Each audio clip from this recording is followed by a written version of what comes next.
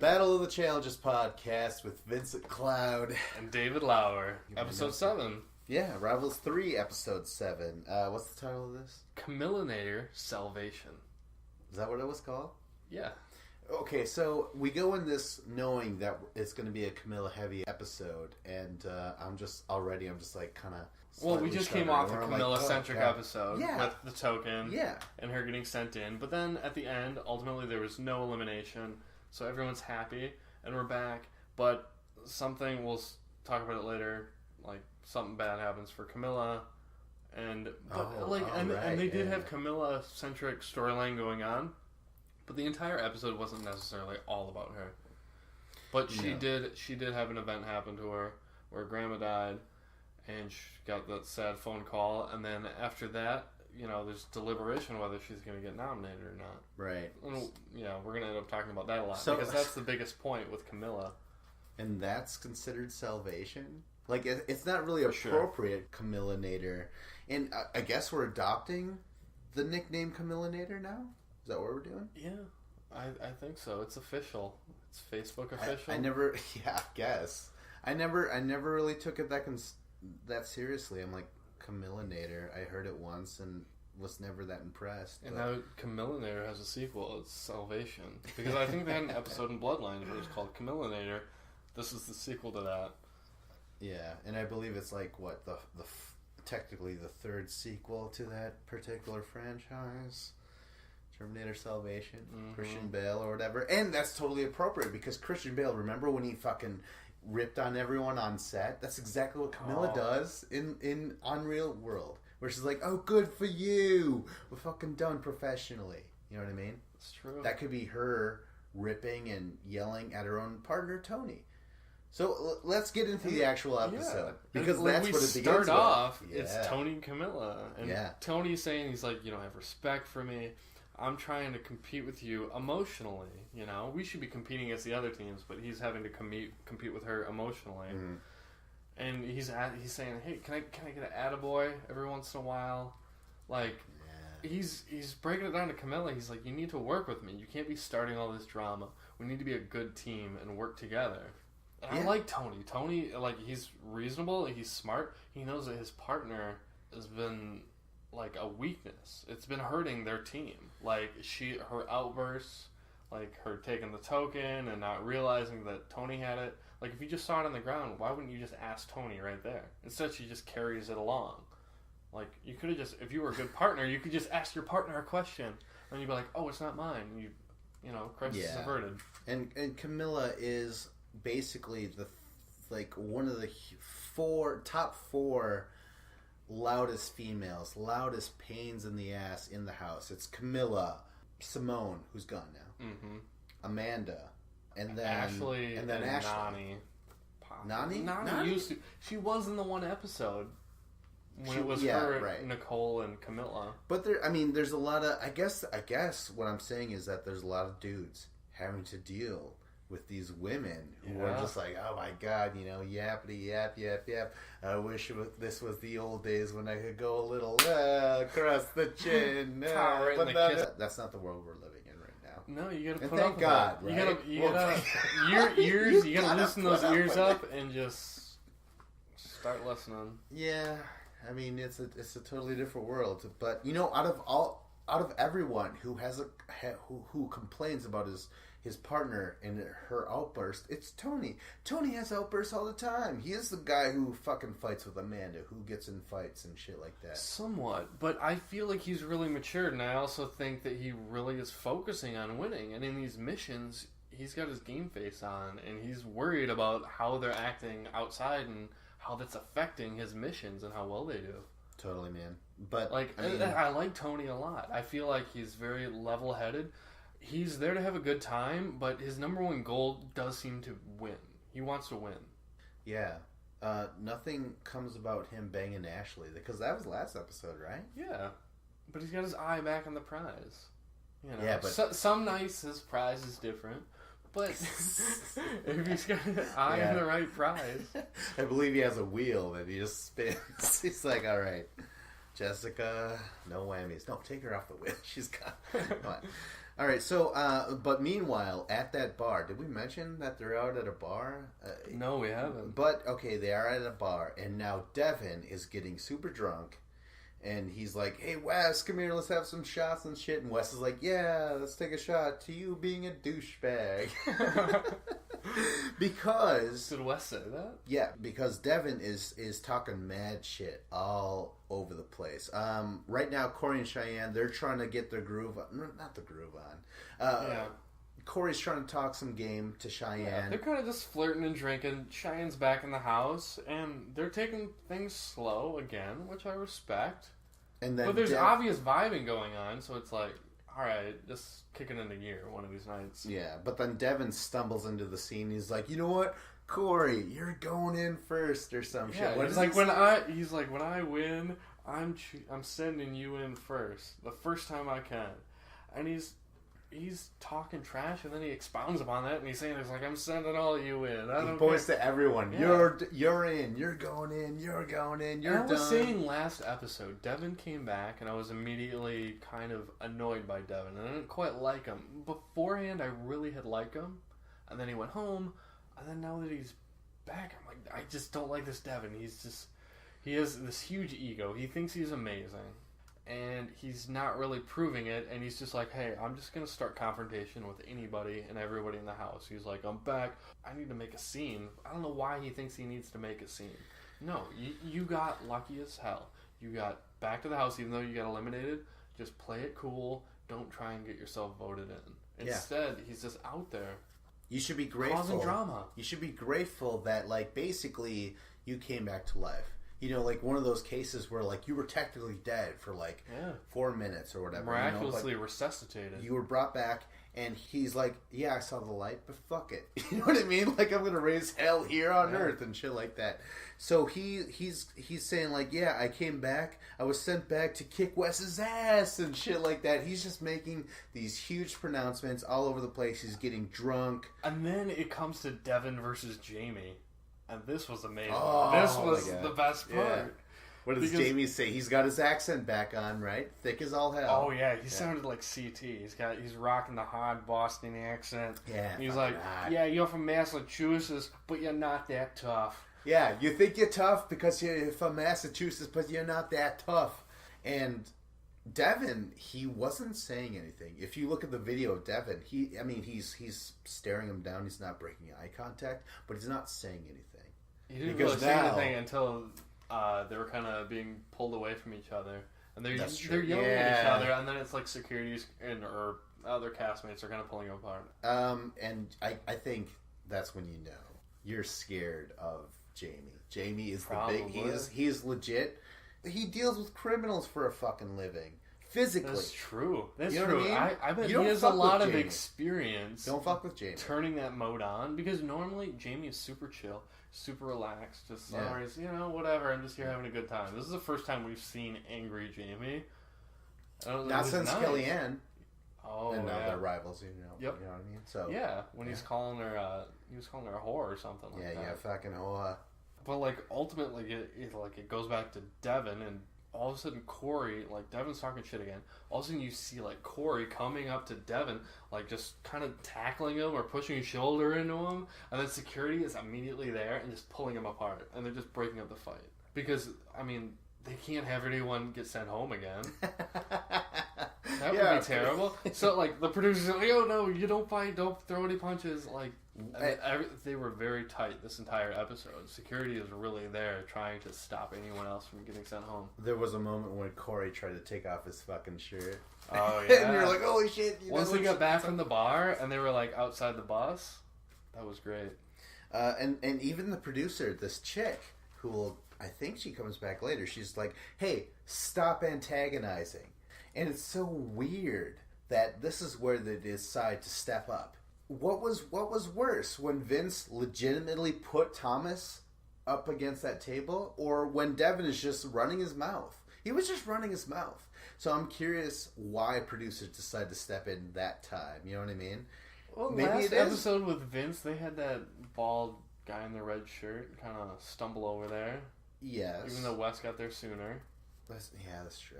They were there, but like at the bar, I feel like it's more elevated because there's more risk from outside people, so they probably have a bigger crew on. Cheyenne, who is Devin's partner, she's like, hey, guess what?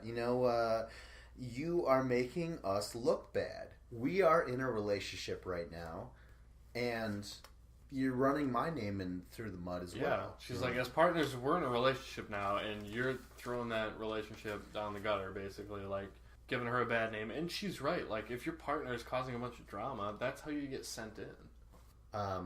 I personally didn't even seem to notice he was around until he came back, and now I'm like, oh shit, Devin, I want to give him the fucking, devil metal horns or whatever, be like, yeah, make this show awesome. But at the same time, I'm like, you even admitted, let's make a big splash, almost for no reason. There's a fine line between wanting to make the show great and just trying to get camera time. Yeah. You know what I mean? It does seem like a play for camera time, where he's like, hey, I'm back on TV, I need to get myself out there immediately, because I might be getting sent home again, because I'm still an Are You the One person, and we've already been eliminated once, so we might get voted back in. He's like, this is my return episode. And Devin's just like, I'm getting wasted, I'm getting in drama. Yeah, so, like, Cheyenne, she ends up, like, telling them off, basically, at the end of the night. And then we also cut to, in the house, Tony and Camilla in the kitchen. Like, some people are all drunk home from the bar, and they're making some food for themselves. And Tony is just sitting on the counter, he's getting pissed at Camilla, and he's yelling stuff. Yeah, like, he's still Tony mad. is completely fed up with the fact that his partner isn't working well with him, and I really love this. Like, this is what the whole season's about. It's called Rivals, and this team is a true rival. Tony's like, I can't stand her now. Like, I'm trying to make it work. I'm always trying to, like, mend the fences. Yeah. But she doesn't seem to, like, care either way. And that's his main thing. He's, like, smashing eggs in the kitchen and shit. He's, like, throwing a fit, and Camilla's like, okay, good, great. Yeah. You did that. I do hand it to Camilla, because normally in these situations, she was off her rocker, and she acts nuts. Like, completely nuts. This situation, she was kind of just like, whatever, you're drunk, Tony, you're acting like an alcoholic, and said some sarcastic stuff that was kind of funny at the end. But, like, I appreciate that Camilla hasn't been engaging. But you know what, though? Honestly, Camilla isn't engaging. That's precisely what I think Tony is getting mad at. He's like, you know what? You're not taking me serious at all. She takes everything else seriously. Yeah, she blows off her top, and every time he's concerned about her or himself, she's just like, whatever, dude. You know what I mean? So I kind of understand it. Camilla is very difficult to handle right now. I mean, she's going to go through a lot of Tony shit. And dismissive. That's a very good word. Exactly. And I feel like Tony, as pompous as he can be, he's like, hey, give me a little fucking attaboy. Like you said, like earlier, he wanted that. He wanted Camilla to acknowledge that he is powerful in the missions or whatever. Because imagine, she's been with Bananas, and Bananas doesn't need that confirmation from her. He fucking knows it. So now she's like treating Tony like, oh, you know it, right? But like, he's like, no, I need to hear it. He's becoming so sensitive in the relationship. He's the female. Camilla is, you know what I mean? Is he the bottom now? I feel like it's such an interesting dynamic, these two. Okay, so, but like later that night, in the middle of the night, a producer comes up to Camilla and says, hey, get on the phone. Camilla gets on the phone. Yeah, and your sister, need to call right? your sister. Call your sister. Larissa. And I'm like, wait a minute, that's Larissa, right? And From sure Bloodlines. enough, she's on the phone. And Larissa's on the other line. She's like, hey, I want you to sit down because, it's kind of hard to hear or whatever. Our grandmother passed away. Which is, hey, you know what? That's quite a blow. Yeah. Right? Yeah. Yeah. And that can be really big for some people, because everyone's relationship with their grandparents are different. Some people, they're just someone they kind of met when they were younger, but then they passed away when they were young and they didn't really get to know them. Other people, you can be like basically like parented by your grandparents. Yeah. And they're always there helping you out, like forever. And it seemed like for Camilla, it seems like she knew her very well, and she's really hurt by this, and it was kind of sad, and it was tough to watch. Not only did Camilla know her very well, she even said that she gets all her toughness from her grandma. All her Yeah. feistiness. Basically, everything that she's like, hey, this is what makes Camillinator, Camillinator. You know what I mean? She is that black dude in Terminator 2, the guy who created Skynet, remember? Oh, yeah. Yeah. The guy Remember who works at the building? Yeah. That's basically her grandma. Wow. You're going to need to elaborate because I'm not quite putting it together based off of that information alone.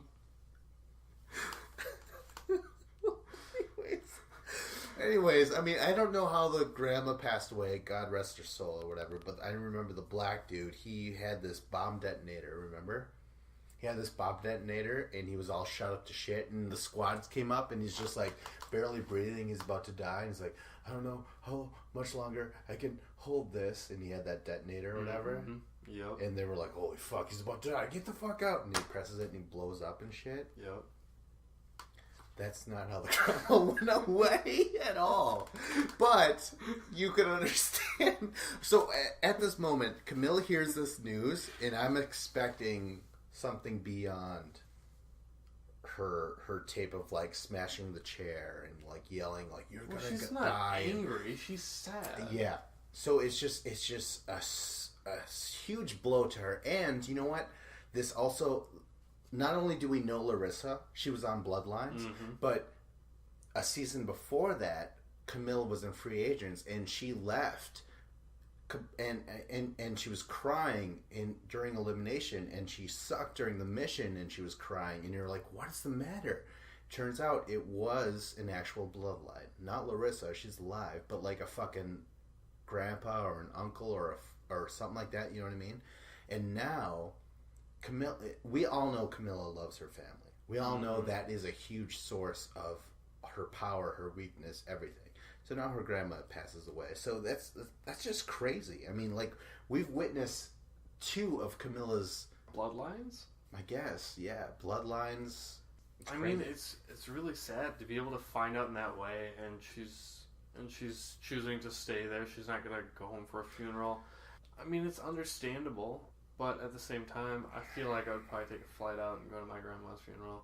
But Camilla's going to stay because, I mean, she says she thinks it's better if she went home with $350,000. But, I mean, this kind of goes back to, like, okay, if we want to give shit to Camilla for staying in the challenge and not going to the funeral, we got to think back to the Free Agents, where I kind of feel like she maybe perhaps through the mission and maybe perhaps through the elimination to go to her blood relative's funeral then, because I think her dad died. Her fucking dad died, I believe, during Free Agents, and that's what threw her in that emotional whatever. So she's been through this before. She's been through, and this isn't her immediate parent. This is her grandma. So she loses her dad. She loses her grandma. But for her grandma, she's like, you know what? I'm going to stay here. I'm going to try and win. One of my times on the challenge. I don't want that to happen twice in a row. Yeah. She decides to stay, right? Yep. She's going to stay. And we'll move on to the mission. Road to Nowhere. I actually like this. Yeah, it was okay. I was just very frustrated with a lot of the teams and how they were performing. But I think that comes from the fact that the mission was so good and was such a head scratcher. There was a specific way you had to play it out. And a lot of them didn't choose to do it. There's a lot of failures on this mission. Yes, definitely. So let's get into it. Basically, like there's like a little cart with 4 wheels. It's like a long skateboard. And then it has like these strings that you can pull on. You hold on to them with your hands. And you can pull like towards you with like your left or right hand that steers it. And the other person is pushing you, and you're attached to these harnesses, and they push you towards the edge, and there's like this little like plank basically, and there's flags on each side of you, and there's 3 flags. There's a green flag, a yellow flag, and a red flag. Green's worth 5, yellow's worth 10, red's worth 15. Yep. And you have to grab as many flags as you can, and whoever has the most points gets first place. And this is going to be randomly selected because we did not. Once again, we did not have a jungle. So, and you know who was supposed to be in that jungle? Wes and Nani. Maybe they would have won, but they have to go first this time. Randomly selected. It just happens to work out for someone that Banana sent in. And Bananas and the producer seem very close, so this is just somewhat suspicious to me, but I won't dwell on it. So, like Wes and Nany that go for it. Yep. Like we see Wes, he reaches out, he grabs a green flag. Nany reaches out with both of her hands, hits both of the poles, and grabs no flags. And she knocked the poles down, so Wes couldn't even reach for the poles either. Oh man! So it was kind of like she missed, and she kind of sabotaged Wes from getting more than just that first green one. But he did get that green one, and that was kind of a safeguard. All right, they at least got points. So it was better than nothing. That is absolutely true. The one thing I have to add is before this, Nany was like yawning, basically saying like, "Sorry, I barely slept the other night or whatever." And to me, I'm like, that's concerning.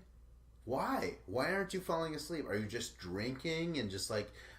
If I'm Wes, I'm just like, I should say something, but they're not saying maybe her roommate got woken up in the middle of the night to talk about her grandma, and then we only saw like we saw Sarah like talking to Camilla a little bit, but maybe Nany was up with her all night after that. She heard that. That's right. That's a good point. Okay, so Wes and Nany, they get 5 points. Corey and Ashley are up next. They go. Oh, by the way, Nany was driving the cart. Yep. Wes was pushing. Yep. Corey is pushing Ashley. Ashley's gonna be pushed, so she has to drive. And she's like, "You know what, Ashley? I'm a horrible driver. I once put my car through a house." Yeah, something like that. And she says the entire time she's talking on screen, she seems like she's drunk. And this is the next day. She is sober right now. But she's just acting like Smashfleet, just stumbling over words and acting super out there, and you're like, wow, you're one of a kind. Like, yeah, she's like, I've had like 5 DUIs, and I don't know why. You know what I mean? Is that serious? No. God, I hope not. But like, you know, you're talking to someone who sounds like she's constantly driving under the influence, and you wonder why she hops in her pickup truck, and she goes. And then she starts up the truck and she drives off. Alright, so they go. Corey's pushing Ashley. Corey ends up grabbing a green flag, which is 5 points. A good 5 points. He grabs for the yellow but misses it. Too bad for him, but they get 5 points. Tied with Wes and Nany. Next is Vince and Jenna. Vince ends up grabbing a green flag. Good for him. They're tied with the rest of the team so far. Next is Bananas and Sarah. Bananas grabs a green just like every other dude. He's pushing. Sarah, she ended up grabbing a yellow. That's awesome. 15 points. They're officially ahead of the rest of the teams. The next team is Devin and Cheyenne. This is a little different because Devin is driving this time. Yes. It's always the girls driving usually, typically. Yeah. Right. And I like this dynamic because in my point of view, I feel like men are better drivers than women. So maybe they should be steering while the girls are pushing. Because it has nothing to do with speed or power with the pushing. You just need them to go steady and push straight. And as long as you're steering straight, you'll be able to reach out and grab them. Devin, he grabs a yellow. Cheyenne grabs a green. They got 15 points. Tied with Bananas and Sarah. Yeah. So it seemed like a good strategy. Next is Christina and Nate. Christina grabs a yellow flag. Nate grabs a red flag. They get 25 points. Huge jump. Let's spoil this right now. They win. Yeah, this was nuts. I didn't see this coming. It was just like, okay, Nate and Christina. Man, what's going to happen? I don't care. They get first place. Either way, they get 25 points. Next is Dario and Nicole. They cut to Dario, and he's talking to the camera. And he's like, hey, the key is I'm going to drive slow. But then, like, they start to go. Nicole's freaking out. She's like, you're going too fast, and she can't steer. And she's herking and jerking left and right. And then they come to a pause. And apparently, like, Dario said, he's like, yeah, I'm going to go slow. But then apparently his slow is too fast for Nicole. Her. Yeah, so they have to stop, and then they start going again. It looked ugly as hell, but they ended up grabbing 3 flags, and they got 20 points. Yes. Like, it was not pretty, but they ended up being effective.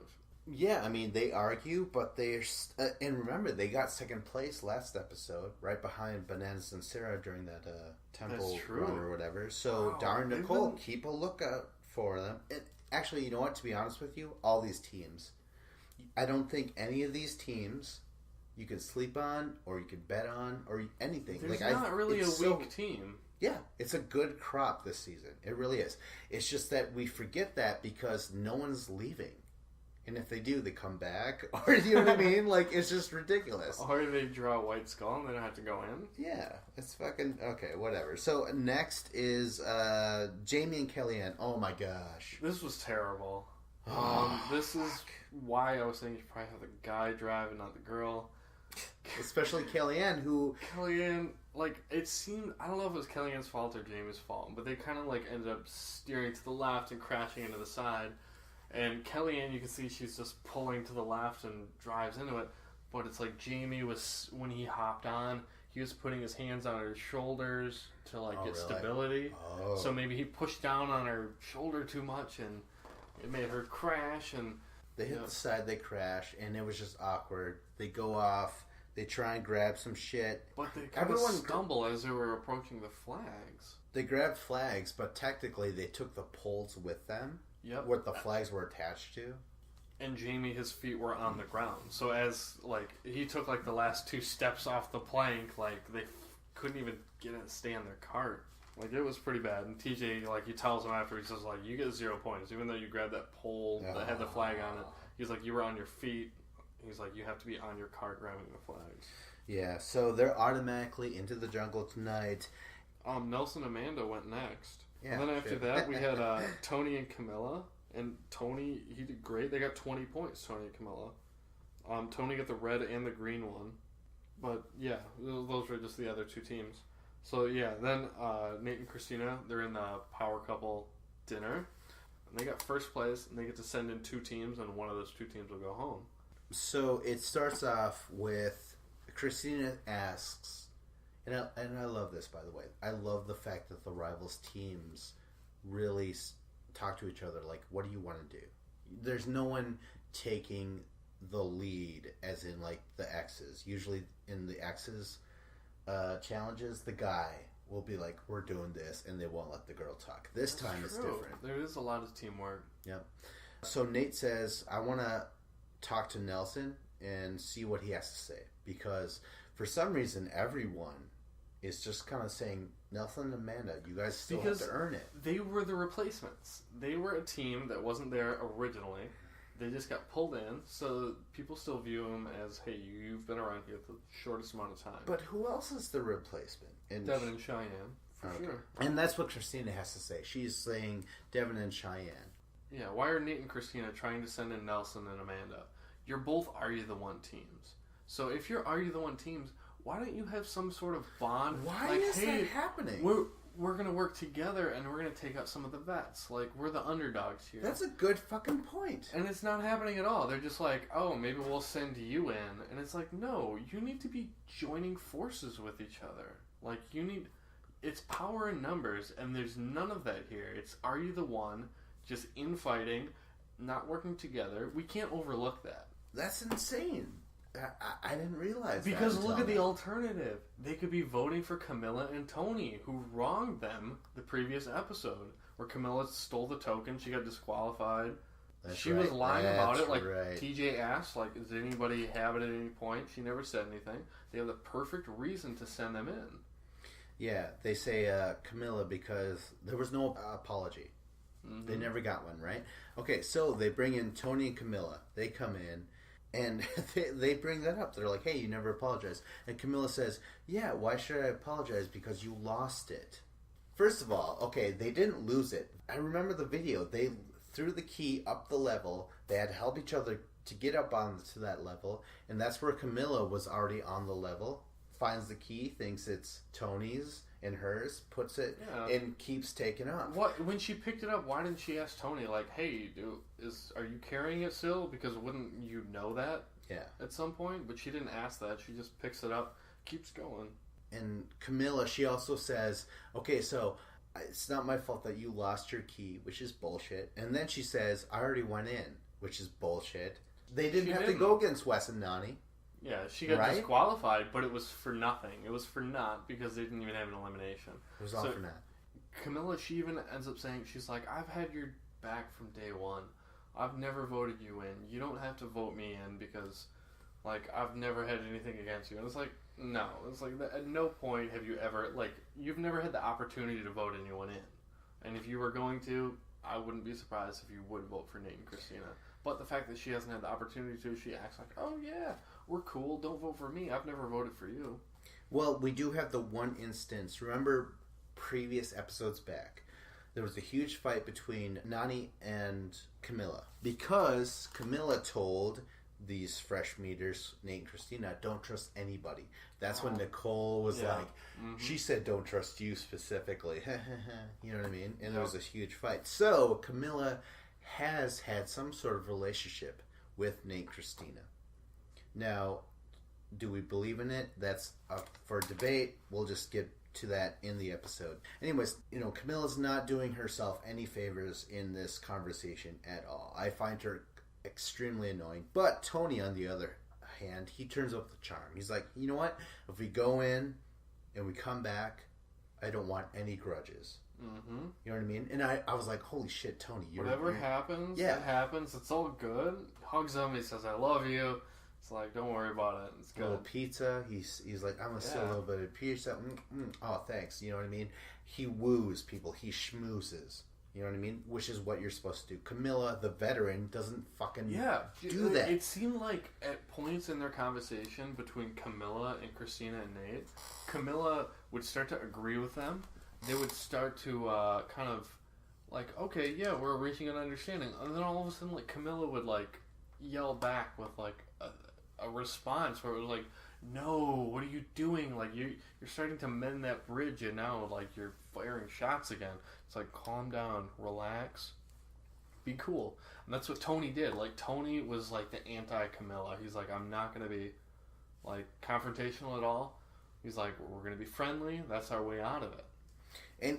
And Tony, he's playing it so well. He's saying he's charming, he's schmoozing the people that are in power, and then as soon as they leave, what does he do? He does the same thing for his own partner. He's like, you know what? I lied. Because if they put us in and we come back in, we're going to make their lives a living hell. Mm-hmm. So he's playing both sides, which is what you need to do. So bravo for Tony right now. So now Nate and Christina, they call in Nelson and Amanda. And Nelson, he's like, you know what? What we have to do is put in some top guns. Tony and Camilla, because of they wronged you. Or Bananas. He's a top dog. Let's make some shit happen or whatever. You know? I love this attitude of hey, we need to get rid of the best teams here. This is kind of a short segment. They kind of just had a few words back and forth. But after that, we have another scene with just Christina and just Camilla. Camilla, she's all nice. She's apologizing. She's admitting, oh yeah. She's like, I'm sorry, blah, blah, blah. And Christina, she's not sure if she believes this, if it's sincere or not. Christina wants to believe Camilla.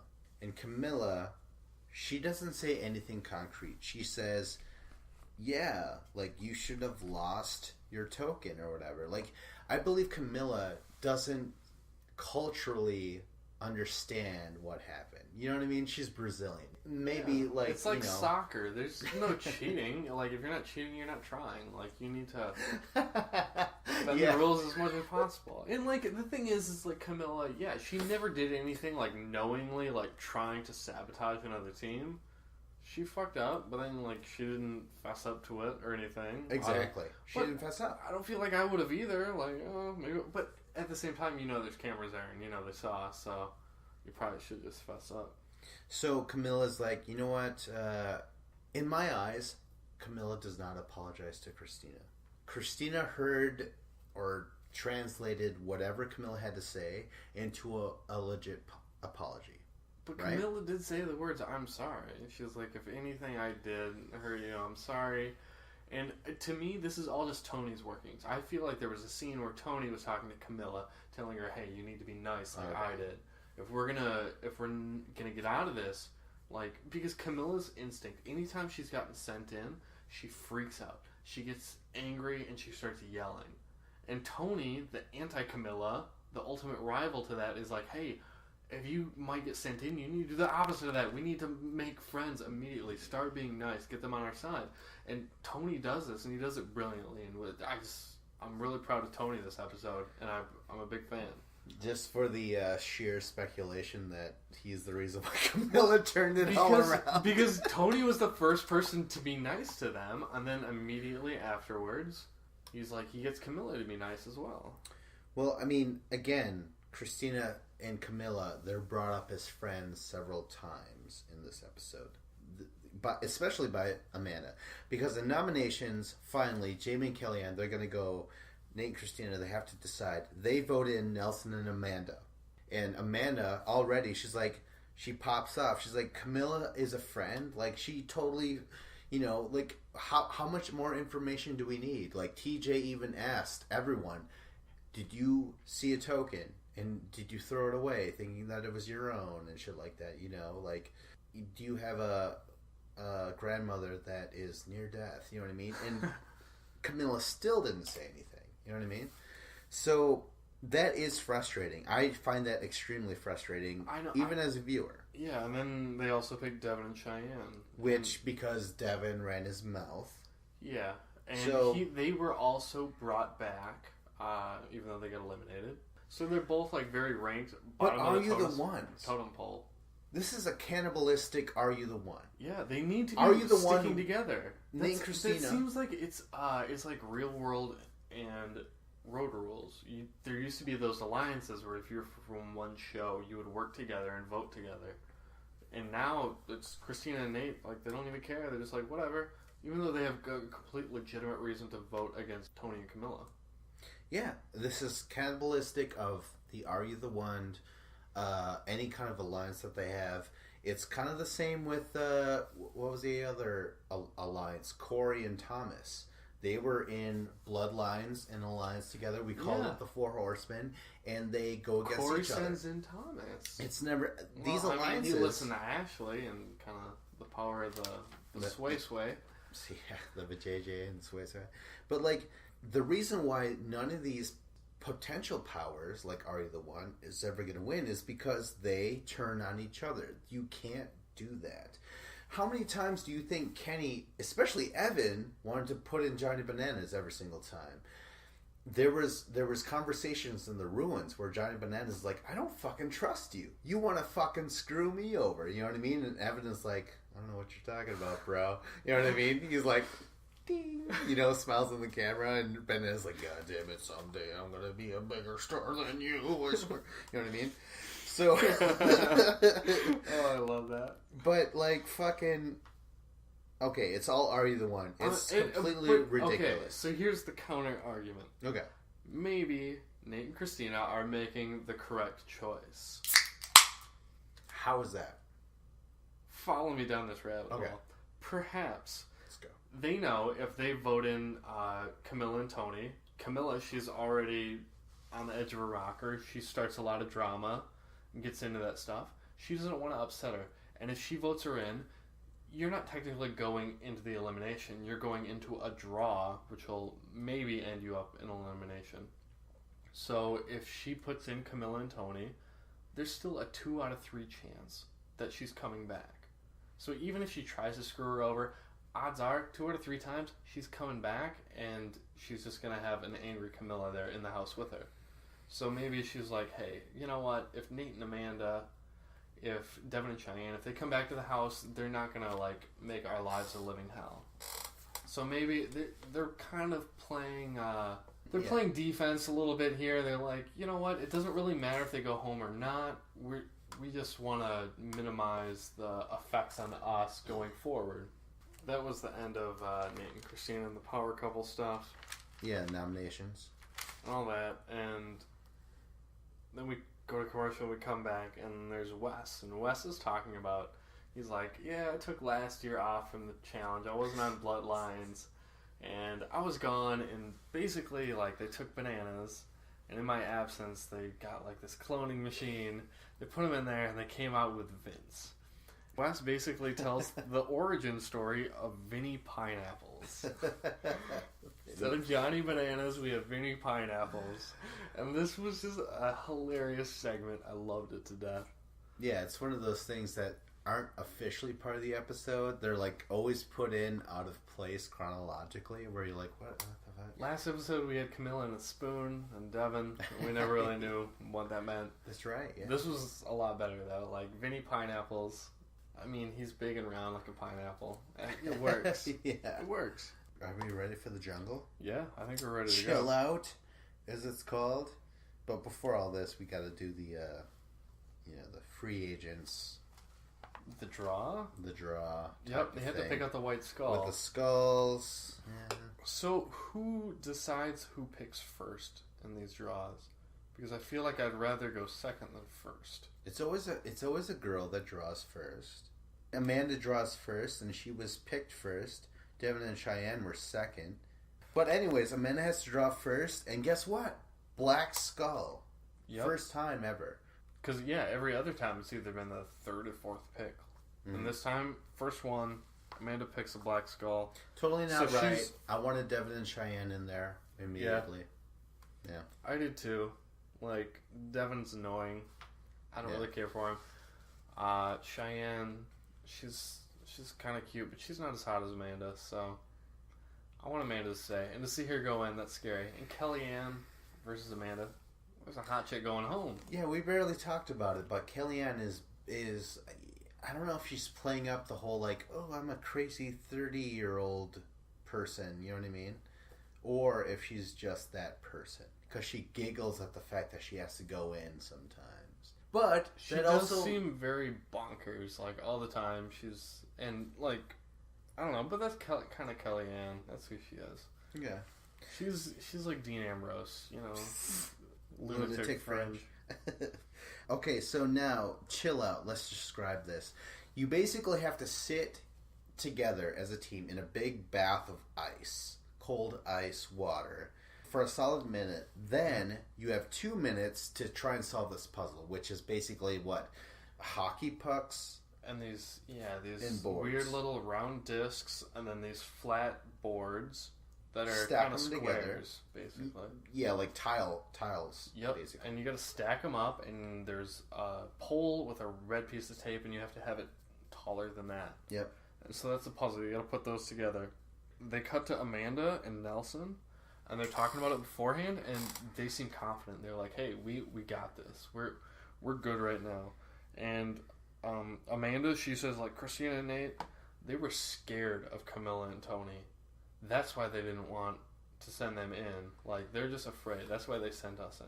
And I think they're kind of right. Like, they're afraid of the Camillinator. The Camillinator salvation, you know, she lives strong and she didn't get sent in. And Amanda's right. And that's why she's in there. Okay, so it's about to start. Jamie's like, you know what? I'm probably going to piss. Why was he saying that? I don't even remember. I guess he wanted to warm up the water with his warm pee. But, like... Kellyanne that's was a lot totally of ice. fine with it. Yeah, she was totally into it. Yeah. Which is like, okay, come on, Kellyanne, just put up some kind of, like, do you have grounds on sanitation concerns? Like, come on, don't do this. Like, no, that's gross, but like, it's not going to help in any way. Come on. She's so laid back. Kellyanne is so zen, so laid back. She's such a hippie. She's like, yeah, man, fucking piss on me. Like, treat me like I was bro. Yeah, like, I'm a jellyfish victim. Fucking piss on me. And shit like that. You know what I mean? And so he does, and she's fine with it. Nelson and Amanda, though, they stack theirs up. When it comes time to get out of the cold tub of ice and put the puzzle together, Nelson and Amanda, they stack a tower really quick. Mm-hmm. And they're like, holy shit. But now they have to go back into the tub of ice. The second time, Kellyanne, she gets into the cold water and she's like talking to Jamie. She's like, look, okay, have you noticed that this doesn't work, blah, blah, blah. They're just talking. They're just talking it out. You know what I mean? Which I find really cool. So it's time to get back and do the puzzle. And they're working. Nelson and Amanda are still doing further, higher, more vertical. Yeah. And then, like, at the end, they're stacking up the pucks all on top of each other. Yeah. But they're ending up short, and they can't get it. They, like, both teams fail at this point. They can't get it. Well, they have to go. That their 2 minutes is up. They have to go back into the cold bath. But Nelson and Amanda's tower topples over right before they have to go back. So that's got to be frustrating. So the third time they go back in, then they come back out, and now they're even. They're figuring it out. But we mentioned this. puzzles should be done fresh meat style, where like you do it outside of everyone else. The crowd cannot interact. But this crowd, on the other hand, just like every other crowd with a puzzle, they're just like, they're helping. Barking orders and giving clues. Yeah. I don't think it's right, but whatever. I didn't really notice that when I was watching it because it's just such commonplace, but I do agree with the fact that it would be more of a level playing field if you didn't have the other teams hollering at them like, hey, you should try this, try that. Because either you're helping or you're hurting. Mm-hmm. And that's a totally different scenario for everyone. Ultimately, like we see Jamie and Kellyanne. Jamie's like, he's in the ice tub and he's like, oh, my wiener hurts. And it's like, okay. Apparently you froze your urethra. But they hop out of it and then they start turning the pucks on their sides. And then they start stacking it up that way. And we just see this. We don't hear any team holler that out. But I feel like some team hollered that out and they didn't show it in the edit. And then it does end up cutting to Banana saying, yeah, he's just like, stand them on their sides. They start doing that. They put 3 up there, and they get 2 go in one direction and 1 go in the other direction to kind of balance each other out, and they would just stand straight up and down. Mm. And they did that for like 5 sections in a row, and they nailed it. Like, that was the way to do it. And Kellyanne and Jamie, they did it. And as soon as they won, I was like, great, but sucks absolutely to lose Nelson and Amanda. Yeah. They're a replacement team. I feel like I should hate them, but honestly, I do like Nelson and Amanda more than a lot of teams. I like them more than Nicole and Dario. I like them more than Nate and Christina. Yep. I like them more than Devin and Cheyenne. I like them more than Tom and Simone. And with Are You the One people, I mean, for the most part, they never return. And I hope that both of them return this time. They're done. It sucks. But you know what? Kellyanne is back. I'm glad. I like Kellyanne. I'd rather really Nelson and Amanda come back. Like, Nelson is chill, but Jamie, he's got those Bostonian moments where it's like, you fucking we saw this episode, but I haven't seen that Jamie in a while. Yeah, I haven't seen it since Bloodlines, and like I've been pretty bored with him. Like, he hooked up like first episode with Schmashley, and ever since then I really haven't seen any Jamie. And now that Nelson and Amanda are gone, I still don't necessarily feel anything with their departure because people come back. They get replaced. You know what I mean? Yep. I still half expect Jessica and John to come back. So, but overall... You shouldn't. That is a pipe dream. I feel like that's a once-in-a-season occurrence. Like, they do it, and it's ridiculous that they bring a team back. But it's only going to be this time. This one time. Please tell me it's only going to be one time, Vince. Please. That better be. God damn it. Good episode overall. Yeah, I feel like the last 3 episodes of this season have been really good. I've really enjoyed this season as a whole. And in terms of the podcast, like, subscribe, comment... If you want. Don't dislike, but comment and tell us why you're leaning in that direction. Battle of the Challenges podcast with Vincent Cloud. And David Lauer. And that's it.